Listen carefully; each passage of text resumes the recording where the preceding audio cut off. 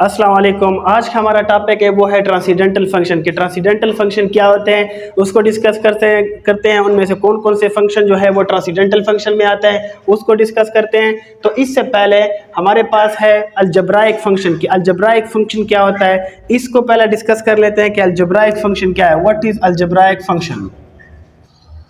अलजब्राइक function जैसे कि हमें मालूम है कि अलजब्राइक एक्सप्रेशन हमने पढ़ा था 9th क्लास में। तो आपको पता है कि अलजब्राइक एक्सप्रेशन जो है मुख्तलिफ किस्म के पॉलिनॉमियल्स होते हैं, यानी अगर कोई मैथमेटिकल ऑपरेशन से कोई दो टर्म कनेक्टेड है तो वो हमारे पास अलजब्राइक एक्सप्रेशन होता है। मिसाल के तौर पर 2x + 3 ये एक अलजब्राइक एक्सप्रेशन है जो किसी मैथमेटिकल ऑपरेशन, यानी मैथमेटिकल ऑपरेशन आपको पता है प्लस माइनस मल्टीप्लिकेशन और डिवाइड, ये हमारे पास मैथमेटिकल ऑपरेशन है, इसकी वजह से कनेक्टेड है। तो ये हमारे पास एक अलजब्राइक एक्सप्रेशन है। इसी अलजब्राइक एक्सप्रेशन को अगर हम इक्वलिटी के शेप में एफ ऑफ एक्स एक फंक्शन की थ्रू लेट करें कि ये हमारे पास एक फंक्शन है F of x 2x = 2x + 3, ये हमारे पास फंक्शन है। इसी फंक्शन को हम कहेंगे कि ये हमारे पास अलजब्राइक फंक्शन कहलाएगा। अब इस अलजब्राइक फंक्शन की डेफिनेशन इस तरह करेंगे, हमारे पास a function f of x is called algebraic function which is formed by mathematical operation, या आप यहां पर लिख सकते हैं कि algebraic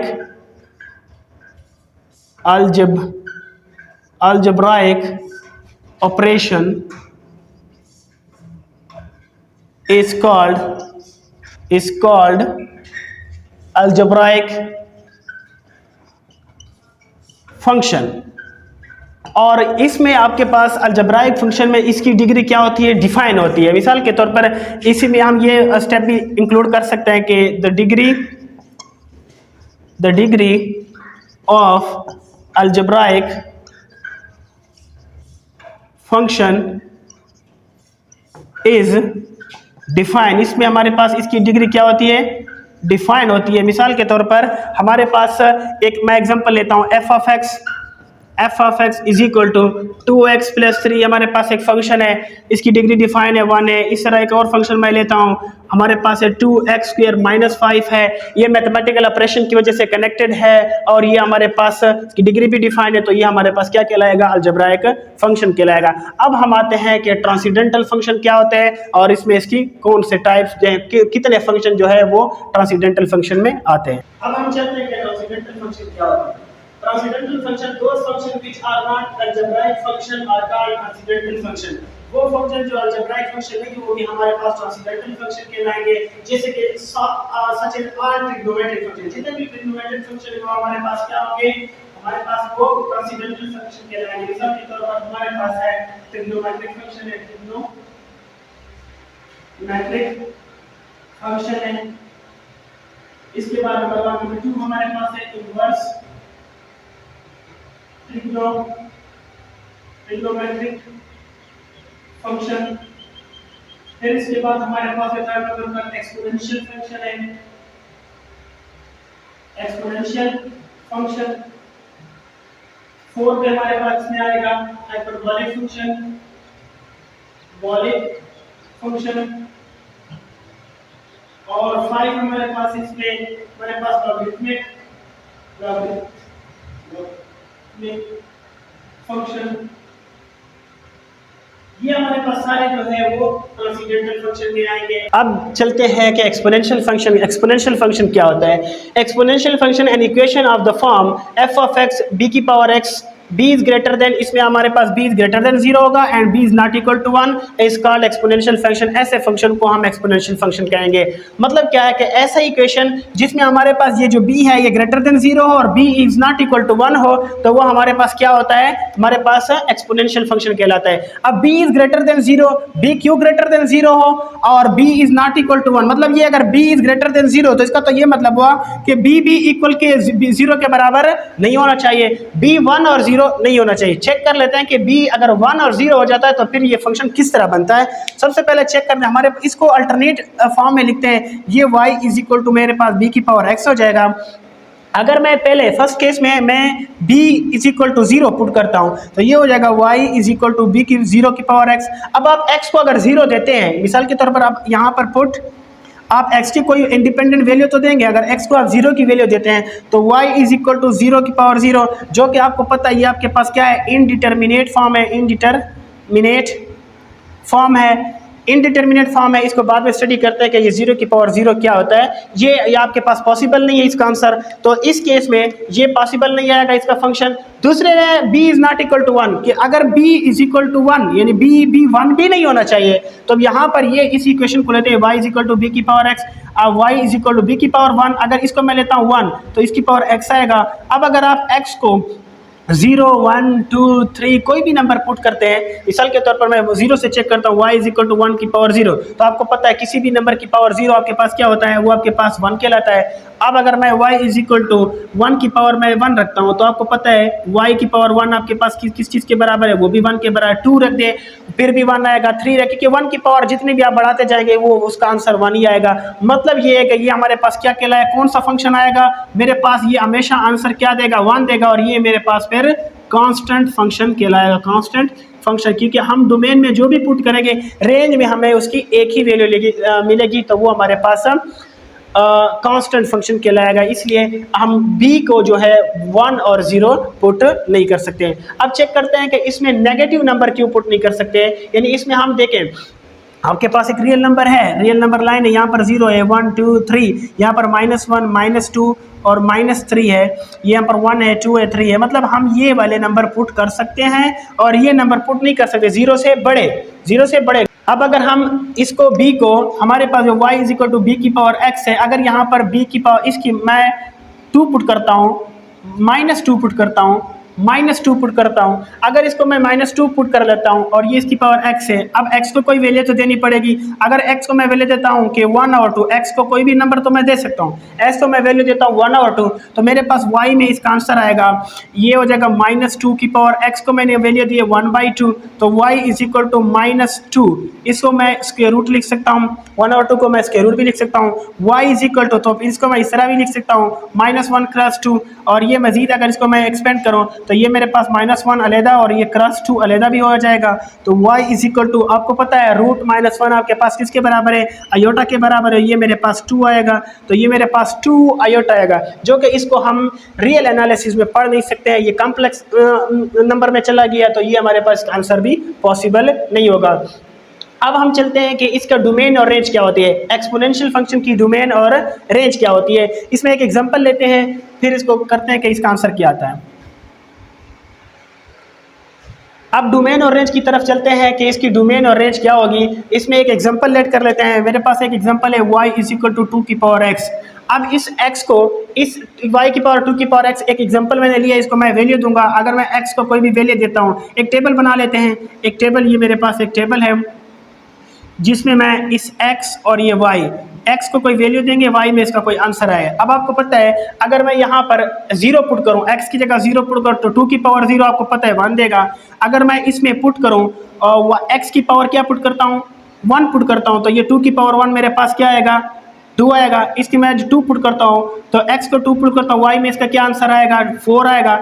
अब अगर इसमें मैं माइनस नंबर पुट करता हूँ, माइनस नंबर यानी ये वाला मेरे पास है 2 की पावर x, इसमें अगर ये मेरे पास इक्वेशन है, इसमें अगर मैं x is equal to -1 put करता हूँ तो ये मेरे पास आएगा y इज इक्वल 2 की पावर -1, तो y इज इक्वल टू मेरे पास क्या आएगा 2 की पावर 1/2, 1 बाई यानी इसको मैं नीचे लाता हूँ, ये 1/2 हो जाएगा, तो y इज इक्वल टू इसको डिवाइड कर तो 0.5 इसका आंसर आएगा। इसमें x इज इक्वल टू मैं -2 पुट करता हूँ तो ये हो जाएगा y इज इक्वल 2 की पावर -2, ये इक्वेशन, तो y इज इक्वल टू 1/2 की पावर 2 हो जाएगा, y इज इक्वल टू ये 1/4 हो जाएगा, और y इज इक्वल टू आपको पता है 1/4, आई थिंक इसको डिवाइड करें तो ये 0.25 आएगा। ठीक है, डिवाइड करने ये हो जाएगा 4 10.25 10 हो जाएगा। 2 से देंगे तो ये आपके पास 8 आएगा, 2 बचेगा 20 और ये 25, तो ये मेरे पास 0.25। मतलब कोई भी नंबर आप दे दें तो ये मेरे पास एक आंसर, डोमेन में कोई भी नंबर दे, आंसर एक नंबर आ रहा है। एक और नंबर पुट कर लेते हैं, बड़ा नंबर चेक कर लेते हैं। यानी आप जितना भी नंबर पुट करते जाएंगे, नेगेटिव नंबर जितना भी बड़ा नेगेटिव नंबर कम नंबर पुट करते जाएंगे, वो जीरो के उतना करीब चलता चला जाएगा। मिसाल के इसमें x इज इक्वल टू, आपको पता है कि अगर मैं ले लूँ -3 ले लेता हूँ तो x -3, तो y इज इक्वल टू आपके पास 2 की पावर -3 हो जाएगा, y इज इक्वल टू ये हो जाएगा 2 की पावर 6, 3 हो जाएगा, तो y इज इक्वल टू आपके पास 2 की पावर 3, तो ये हो जाएगा 1/8। अब इसको डिवाइड करें, 1 को डिवाइड करें 8 पे, तो पॉइंट आएगा 018, 8 आ जाएगा, 2 बचेगा, पॉइंट लगा 0 लगा, 2 8 16 हो जाएगा, 4 बचेगा, पॉइंट है 0.840, तो ये आपके पास आएगा y, इसका आंसर आएगा 0.125। यानी आप जितना भी इसमें नंबर नेगेटिव पुट करते जाएंगे वो जीरो के उससे करीब होता चला जाएगा, यानी ये जीरो से उतना ही करीब होता चला जाएगा। अब ये मेरे पास एक नंबर है ये वाला, तो यानी जीरो नहीं आएगा, आप कोई भी नंबर इसमें पुट करेंगे जीरो नहीं आएगा, जीरो से नंबर आगे बढ़ता चला जाएगा। तो इस केस में यानी हमने -1 पुट किया तो आंसर मेरे पास 0.5 है, -2 पुट किया तो मेरे पास आंसर 0.25 है। अब यहाँ पर -3 पुट किया तो आंसर 0.125 आ गया। अब इसे एक पता ये चला कि हमने डोमेन में कोई भी रिस्ट्रिक्शन नहीं है, कोई भी वैल्यू पुट कर सकते हैं, लेकिन रेंज में इसका आंसर सिर्फ पॉजिटिव नंबर आ रहा है, सिर्फ पॉजिटिव नंबर आ रहा है। तो आप इसका मतलब ये हो गया कि एक्सपोनेंशियल फंक्शन की जो डोमेन है, एक्सपोनेंशियल फंक्शन की आपके पास जो डोमेन है, आपके पास जो डोमेन है वो हमारे पास क्या हो जाएगी, डोमेन हमारे पास क्या हो जाएगी, हमारे पास इसकी डोमेन ऑल रियल नंबर, इसकी डोमेन हमारे पास ऑल रियल नंबर्स हो जाएगी। जबकि इसकी जो रेंज हमारे पास आएगी, इसकी जो रेंज हमारे पास आएगी, इसकी रेंज हमारे पास सिर्फ पॉजिटिव रियल नंबर, सिर्फ पॉजिटिव रियल नंबर होंगे। अब इसमें एक फ़र्क है, हम पढ़ते हैं नॉन नेगेटिव नंबर और सिर्फ positive real number. Non negative number में ज़ीरो शामिल होता है, जबकि पॉजिटिव नंबर में, पॉजिटिव रियल नंबर में ज़ीरो शामिल नहीं होता। तो जैसे कि आप लोगों को पता है कि नाम से ही वर्ड, ये ग्रीक वर्ड है, लेटर है हमारे पास, ग्रीक वर्ड है जिसका मतलब है ट्राइगोन, का मतलब हमारे पास होता है ट्रायंगल, जबकि मैट्रिक्स का मतलब होता है हमारे पास मयल। इसका मतलब ये होता है कि ये हमारे पास ट्रायंगल की मयल को शो करता है। ट्रिग्नोमेट्री कि हमारे पास राइट एंगल ट्रायंगल है, इसमें हमारे पास एक राइट एंगल ट्रायंगल में देखो, ये मेरे पास एक राइट एंगल ट्रायंगल है, इसके राइट एंगल ट्रायंगल में बनाने पर ये मेरे पास एक राइट एंगल ट्रायंगल है। इसमें हमारे पास एक परपेंडिकुलर, ये हमारे पास हाइपोटेन्यूज और ये हमारे पास जो स्टेप बना लेते हैं, ये हमारे पास बेस होती है। इसको मैं एक एंगल थीटा का नाम दे देता हूं। एक राइट एंगल ट्रायंगल है, इसमें मुख्तलिफ किस्म के रेशियोज आएंगे, उन रेशियोज को मैथमेटिशियन ने अपने कुछ नाम दिए हैं। सबसे पहले मैं वो रेशियो फाइंड करता हूं कि वो रेशियो कौन सी रेशियो है। सबसे पहले रेशियो हमारे पास आते हैं, पॉसिबल जितने भी रेशियो होंगे वो निकालेंगे। पहला रेशियो है p/h, मैं ये रेशियो निकालता हूं कि p/h एक रेशियो हो सकती है। दूसरी मैं निकालता हूं कि हमारे पास b/h, दूसरी रेशियो मेरे पास p/h होगी। तीसरी रेशियो जो पॉसिबल है वो p/p है, तीसरी रेशियो p/p है। अब थर्ड, इसके बाद एक और पॉसिबल हमारे पास रेशियो नहीं है, लेकिन हम अगर इन्हीं को रेसिप्रोकल ले तो हमारे पास तीन और किस्म की रेशियो आ सकती है। मिसाल के तौर पर इसको मैं 4, इसकी मैं उलट ले लूं तो ये मेरे पास होगा h/p, और 5 पे इसका मैं उलट ले लूं रेसिप्रोकल ले तो ये होगा h/b, और 6 में मैं ले लूं इसका मैं रेसिप्रोकल ले तो ये होगा b/p। अब इसी एंगल के थ्रू इसके मैथमेटिशियन ने इनको अपने नाम दिए हैं तमाम 6 आइडेंटिटीज। आपको पता है कि ज्योमेट्री की 6 आइडेंटिटीज होती है। अब इन 6 आइडेंटिटीज यहां से हम निकालते हैं इस एंगल के थ्रू। इस एंगल के थ्रू ऐसा निकालता हूं, मैथमेटिशियन ने इसको इस तरह नाम दिया है कि ये p/h है, इसको उसने नाम दिया है, इसको हम कहेंगे sin, इसको मैंने sin का नाम दिया है। b/h को उन्होंने cos का नाम दिया है, और p/h को उन्होंने आपका टेंजेंट का नाम दिया जिसको हम tan से लिखते हैं। और इसके बाद ये जो हमारे पास ये वाले तीन रेशियोज है, ये इनके रेसिप्रोकल है, तो इसीलिए इस साइन का रेसिप्रोकल हमारे पास क्या हो जाएगा कोसेक, और यहाँ पर cos का हमारे पास हो जाएगा sec, और टेंजेंट का हमारे पास हो जाएगा ये हमारे पास cot टेंजेंट, इसको हम cos कहते हैं, जो कि ये इस एंगल से डिराइव है, तो इसको हम थीटा नाम देंगे, थीटा टीचर टीचर टीचर। तो ये हमारे पास 6 बेसिक आइडेंटिटीज आ जाएगी। अब अगर मैं यहाँ पर कोई और एंगल लेता हूँ, मिसाल के तौर पर फाई लेता हूँ, एक एंगल फाई लेता हूँ यहाँ पर, तो ये फिर इसके ये तो सिर्फ इस एंगल की वजह से ये आइडेंटिटीज आए, इस एंगल की अपनी आइडेंटिटीज आएंगी। जो तो मिसाल के तौर पर अगर ये एंगल है तो इसके सामने वाला ये इसका क्या कहलाएगा, परपेंडिकुलर कहलाएगा, ये इसका बेस होगा, ये इसका हाइपोटेन्यूज कहलाएगा। ये जो भी एंगल होगा उसके मुख्तलिफ किस्म के आइडेंटिटीज आएंगे। हमारे पास मैंने थीटा लिया है तो इस थीटा के मैंने ये एंगल का जो पॉसिबल रेशियोज हैं वो मैंने निकाल लिए। अगर आप लोगों को जिस तरह मिसाल साइन का क्वेश्चन आया कि साइन की वैल्यू आप मालूम करें तो आप ये फार्मूला लगाएं, cos के लिए ये है, टेंजेंट के लिए, कोसेकेंट के लिए। अगर ये फार्मूले आप लोगों को भूल रहे हैं, आपको पता नहीं कि कोसेकेंट का मैं क्या ले रहा हूं, सेकंड का मैं क्या ले रहा हूं, तो इसके लिए एक फार्मूला है, आप उसको अपनी तरफ से भी कर सकते हैं। मिसाल के तौर पर एक फार्मूला है P और H B, ये हमारे पास एक फार्मूला है। अब आप इसको देख लें, हमारे पास पहला जो होगा P बाय H, ये वाला जो हमारे पास पहला है ये P बाय H, ये मेरे पास किसको शो करेगा, जिस तरह साइन पर पहला साइन होगा। दूसरा आपको पता है B बाय H, तो B बाय H हमारे पास किसको शो करेगा, cos को शो करेगा। तीसरा है P बाय P, ये तीसरा P बाय P, ये हमारे पास टेंजेंट को शो करेगा। अब इसके लिए 4 के लिए मैं इसका रेसिप्रोकल होगा, इसी का रेसिप्रोकल h बाय p की क्या होगा, ये sin है तो sin का कोसेकेंट आएगा। दूसरा है h बाय b, तो h बाय b हमारे पास cos है, cos का क्या ये रेसिप्रोकल है तो cos का रेसिप्रोकल सेकंड थीटा आ जाएगा। और इस तरह b बाय p ये मेरे पास कोटेंजेंट थीटा आ जाएगा।